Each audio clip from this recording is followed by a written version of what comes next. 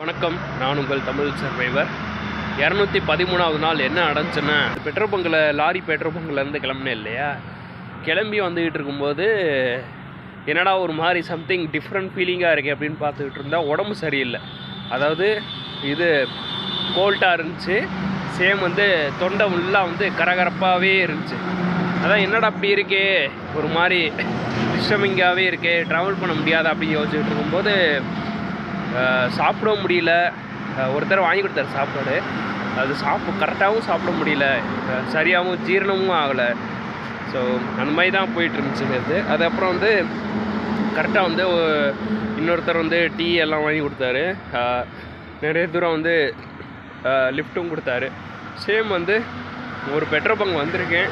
Same நேற்று நான் live வந்துட்டு நிறைய பேர்கிட்ட எக்ஸ்பிளைன் பண்ணிகிட்டு இருந்தேன், உடம்பு சரியில்லை ப்ரோ, அது இல்லாமல் நம்ம 950 சம்திங் சப்ஸ்கிரைபர் வந்துட்டோம் அப்படின்னு சொல்லிட்டு சந்தோஷப்பட்டுக்கிட்டு இருந்தேன்.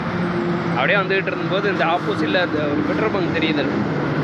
அந்த பெட்ரோல் பங்க் பக்கத்தில் இங்கே ஒரு ஆப்போசிட்டில் அப்படியே மெடிக்கல் ஷாப் இருக்குது.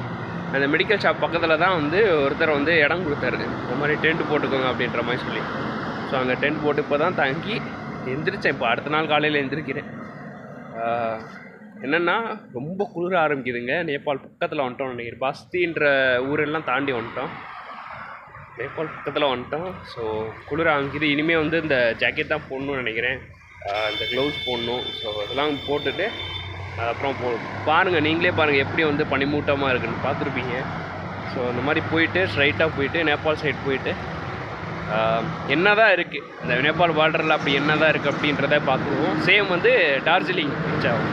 டார்ஜிலிங் ரீச் ஆனவுடனே உங்களுக்கு கொஞ்சம் அந்த பார்க்குற வியூவெல்லாம் கொஞ்சம் நல்லாயிருக்கும்னு நினைக்கிறேன். இப்போதைக்கு கொஞ்சம் அந்த டஸ்டியாக தான் இருக்குது. இனிமேல் கொஞ்சம் நல்லாயிருக்கும்னு நினைக்கிறேன். பார்ப்போம், இனிமேல் நல்லா போகும்னு நினைக்கிறேன். உடம்பு சரியாகும்னு நினைக்கிறேன்.